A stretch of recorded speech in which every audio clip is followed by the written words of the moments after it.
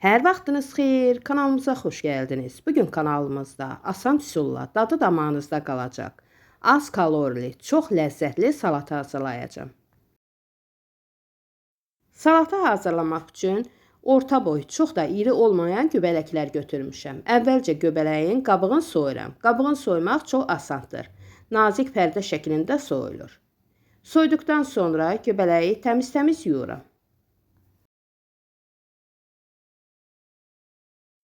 Üzərinə qara dənəvər istiot, 6-7 ədəd dəfnə yarpağı, 2 dolu yemək qaşığı sirkə əlavə edirəm. İstənilən sirkədən istifadə etmək olar.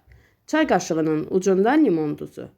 2 dolu çay qaşığı duz əlavə edirəm. Sonradan duzu az olarsa artırmaq olar. Üzərinə çıxacaq qədər də su əlavə edib qazanın qapağını örtüb ocağın üzərinə yerləşdirirəm. Təqribən 10 dəqiqə bişirirəm. Pişənə yaxın içərisinə bir dişlə sarımsaq əlavə edirəm. 10 dəqiqə sonra ocağı söndürürəm.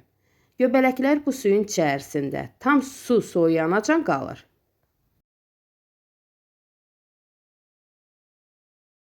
İki ədəd xiyarın əvvəlcədən qabığını soymuşam. Ortasının özək hissəsini çıxarıb uzunsov şəkildə doğrayıram.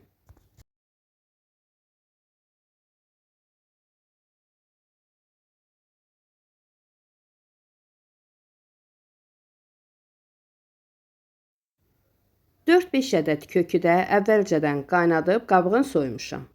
Kökü də eyni qaydada uzunsov şəkildə doğrayıram.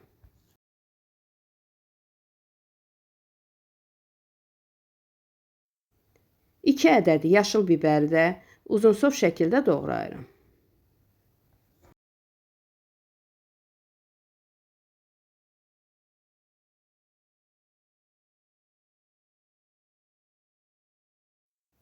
Bir dəstə cəfərinin də özək hissəsini kəsib atdıqdan sonra xırda-xırda doğrayıram.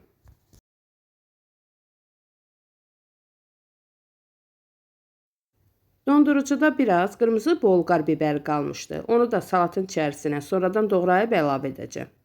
Qeyd edim ki, toyuq filesini əvvəlcədən qaynadıb didmişəm.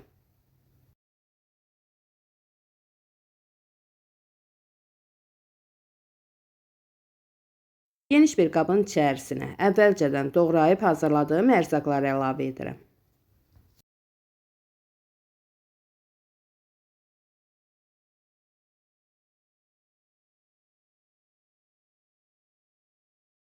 Ərzaqların üzərinə suyun süzdüyüm göbələyi əlavə edirəm. İstəsəniz göbələyi doğraya da bilərsiniz.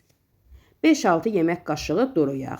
Para limonun da suyunu əlavə edirəm.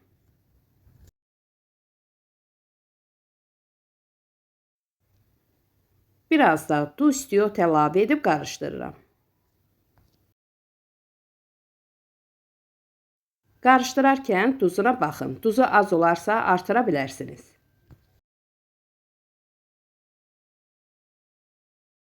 Artıq gördüyünüz kimi salat hazırdır. Görürsünüz, çox gözəl görünüşü var.